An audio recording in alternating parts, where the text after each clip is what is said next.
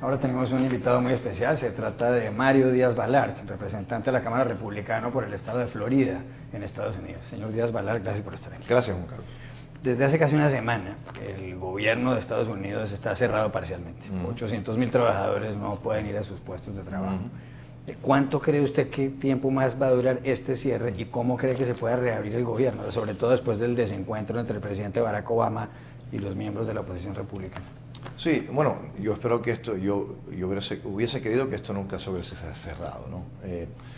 ¿Cuánto puede durar? No sabemos. Para resolver este problema hace falta solamente una cosa, que se comience a hablar, a conversar, a negociar entre el presidente, el líder de la mayoría en el Senado y el liderazgo del presidente de la Cámara en la Cámara. Hasta ahora, públicamente y privadamente, el presidente Obama ha dicho que él no va a negociar y no va a conversar. Lo ha dicho también el líder de la mayoría demócrata del Senado.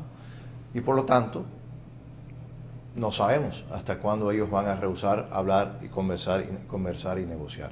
Mientras tanto, lo que estamos tratando de hacer en la Cámara es enviarle al Senado pequeñas partes que no son controversiales para reabrir partes esenciales del gobierno federal.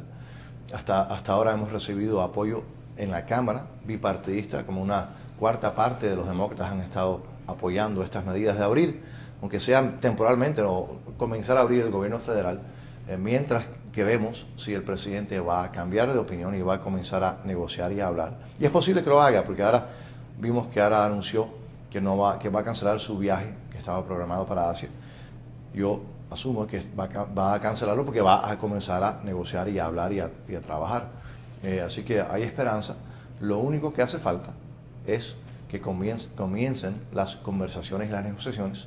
Hasta ahora, pública y privadamente, el presidente Barack Obama y el líder del Partido Demócrata en el Senado, el líder de la mayoría, han dicho que no van a negociar y no van a hablar. Pero el presidente Barack Obama ha dicho que él no quiere ceder y que quienes deberían ceder son ustedes, los republicanos, cuyo jefe en la Cámara es John Boehner, el presidente de esa corporación. Si él no cede, el presidente, ¿ustedes no van a ceder? Bueno, en este proceso todos tenemos que ceder un poco para que el país gane. Y entonces esta actitud de que rehúsa negociar absolutamente en nada, que rehúsa ceder en nada, que rehúsa conversar acerca de nada o de algo, es muy problemático. Así no se resuelven los problemas. Yo no creo que es mucho pedirle al presidente de los Estados Unidos y al líder demócrata en el Senado a comenzar a hablar, a comenzar a ver si hay algo en donde podemos estar de acuerdo. Y es interesante, estamos viendo que en la Cámara apoyo bipartidista, y no es un apoyo pequeño de los demócratas, ya estamos hablando del 25% de los demócratas están de acuerdo en vamos a comenzar a abrir partes del gobierno federal, lo que hasta ahora, y por cierto, los republicanos estamos dispuestos a negociar, y todos vamos a tener que ceder, pero cuando uno comienza con esa actitud de que no va a ceder en nada, y que no va ni a comenzar a hablar, eso yo creo que crea un pequeño problema, como estamos viendo. Los republicanos han dicho que no aprobaron el presupuesto por el cual se les pagaba el salario a estos trabajadores, porque lo que quieren es que no entre en vigor la reforma al sistema de salud impulsada por el presidente Barack Obama. Sin embargo, esa reforma, por la cual millones de estadounidenses, más de 30 millones, tendrían un seguro médico que no tienen hoy, pues vale mucho dinero, ya es ley de Estados Unidos. Y sin embargo, ustedes intentan siempre en la Cámara de Representantes someterla a distintas votaciones para echarla por tierra. ¿Por qué hacen eso cuando, en principio, y se pregunta eso mucha gente, favorece una medida, una reforma de estas a tantos millones de personas que no tienen un seguro de salud? Porque estas estadísticas que usted acaba de mencionar es lo que dice la Casa Blanca, pero no son reales. Según las estadísticas oficiales del gobierno de los Estados Unidos, el Congressional Budget Office, que todo el mundo reconoce que es independiente, dicen que después de la implementación absoluta de Obamacare va a haber básicamente el mismo número de personas sin seguro que antes de la ley de Obamacare, número uno. Número dos, habían dicho, el presidente había prometido ciertas cosas básicas al pueblo dominicano.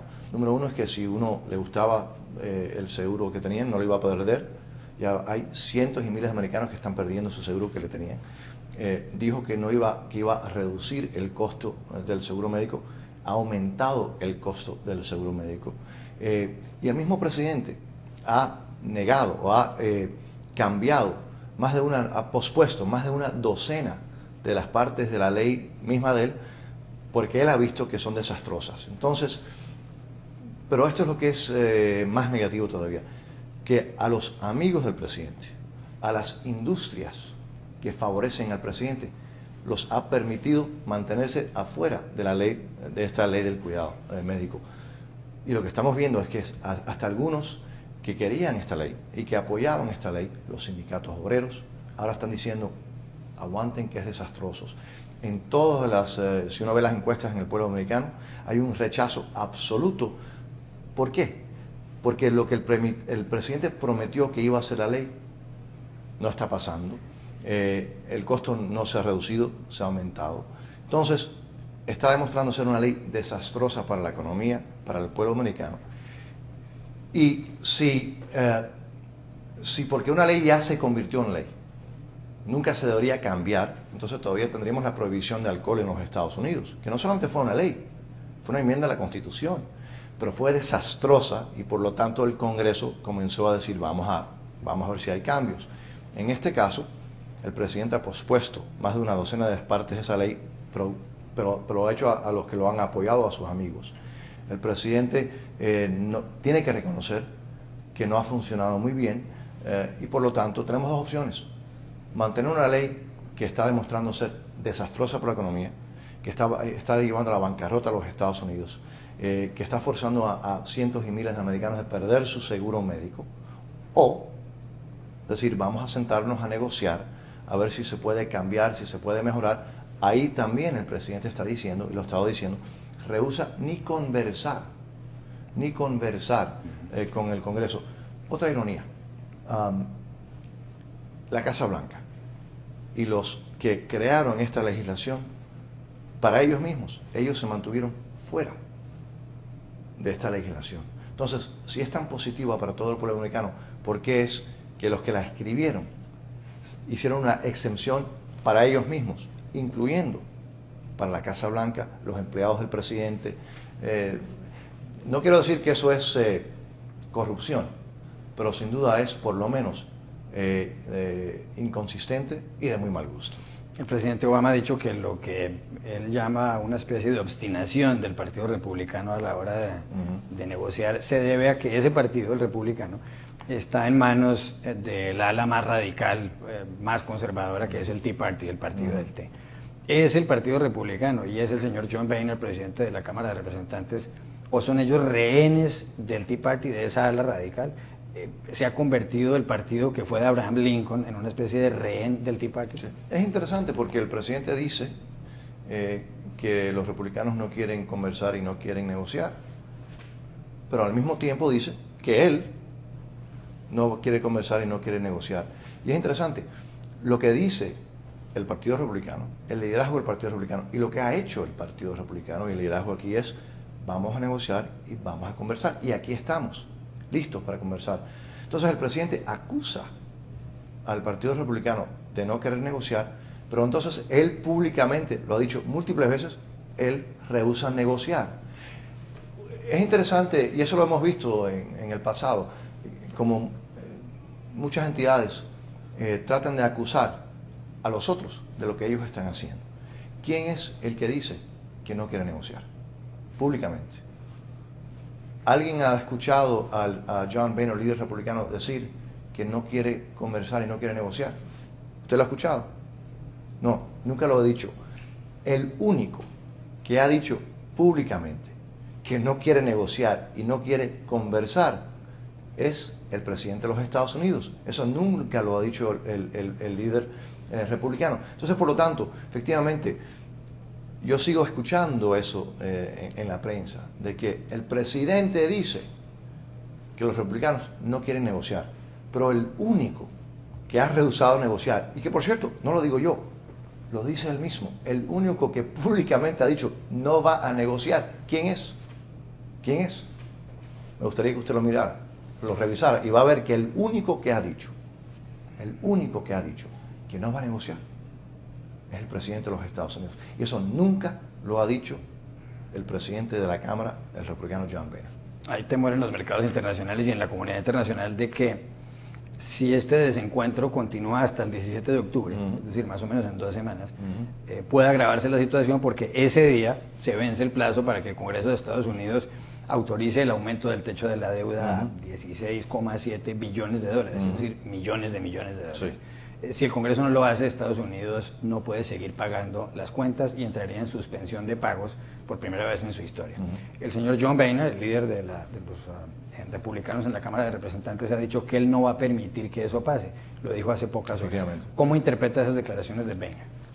Porque el presidente de la Cámara, el señor Boehner, siempre ha dicho que quiere negociar, siempre ha estado dispuesto a negociar. Nunca, ni una vez, ha dicho que no quiere negociar con el presidente sobre estos temas importantes. El único que sí ha dicho en ese caso, y ahora sigue diciendo que no va ni a conversar ni a negociar, es el presidente de los Estados Unidos. Ahora, 2 cosas. La deuda, eso se va a seguir pagando. Hay más que suficientes ingresos que van a seguir entrando a los Estados Unidos para pagar la deuda. Así que eso siempre se va a pagar, número 1. Y número 2, el único, repito, el único que sigue diciendo que no va a negociar, que no va a hablar, es el presidente de los Estados Unidos.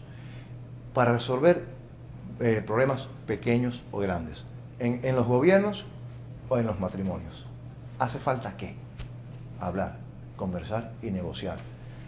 Los republicanos y el presidente de la Cámara, John Boehner, está, y lo ha dicho, está aquí, está diciendo, señor presidente, estamos listos para hablar, para conversar, para negociar, todo está en la mesa, y todos vamos a tener que ceder un poco. El que sigue insistiendo que no va a hablar y no va a negociar con la Cámara de Representantes es el presidente de los Estados Unidos. Y esta es la ironía de las ironías. El presidente Obama ahora dice que quiere negociar con los mulas en Irán. Quiere negociar con todas las entidades más despreciables del mundo, pero rehúsa negociar con personas electas por el pueblo soberano de los Estados Unidos, pero sí está dispuesto a negociar con los mulas en Irán. Eso es algo que no entiendo, pero nosotros aquí en la Cámara, los republicanos, estamos ansiosos para negociar, para hablar. Todos sabemos que todos vamos a tener que ceder un poco. Lo único que hace falta es que el presidente cambie esa actitud que sigue diciendo privada y públicamente que él no va a hablar y él no va a negociar. Es muy difícil negociar si el otro parte de los que están negociando rehúsan ni sentarse en la mesa. A propósito de Irán, y esta es la última pregunta, pues el presidente Barack Obama ha conversado con el presidente iraní, sí. El presidente Obama está tratando de resolver la crisis en Siria, el presidente Obama y los republicanos están con desencuentros por el cierre del gobierno de Estados Unidos y también tendrán que discutir cómo se aumenta el techo de la deuda. Pero la principal bandera de la campaña última de Obama era la reforma migratoria, por la cual se les podía abrir un camino para conseguir un permiso de residencia o la nacionalidad a 11 millones de indocumentados que viven en este país. Sí, una legalización, un estatus legal. En el Senado esa reforma ya fue aprobada, pero en la Cámara no. ¿Usted cree que eso se va a aprobar algún día, por lo menos en el futuro próximo? Sí. Usted sabe que yo estoy en el medio de esas negociaciones. Hace ya muchos años que yo estoy trabajando en eso. Mi frustración siempre ha sido que cuando los republicanos controlábamos en el pasado, el liderazgo republicano en la Cámara de Senado no lo quiso hacer. Cuando los demócratas controlaban acá hace pocos años, el liderazgo demócrata de la Cámara y el Senado, y por cierto el presidente Obama, a pesar que lo había prometido, rehusaron hacer la reforma migratoria. Yo felicito al Senado por fin haber logrado una legislación que no es perfecta, pero que por lo menos comenzaron el proceso hacia ir hacia adelante. Yo tengo mucha esperanza que en la Cámara vamos a poder lograr una reforma migratoria, aprobarla en la Cámara para comenzar el proceso de negociar con el Senado. El enemigo más grande que tenemos hoy en día sobre eso es el tiempo. Cada día que estamos consumiendo, ¿no? el tiempo que nos queda en la Cámara de Representantes, estar en el Pleno, es un día menos que vamos a tener para la reforma migratoria. Así que creo que lo vamos a lograr, pero eso también puede ser afectado por esta situación que tenemos hoy en día. Yo quiero hacerlo este año. La reforma migratoria es un tema muy difícil, muy controversial y que desata las emociones, ¿no? Las pasiones de las personas. Quiero hacerlo este año porque estoy convencido que si no lo logramos este año, se nos hace mucho más difícil el año que viene.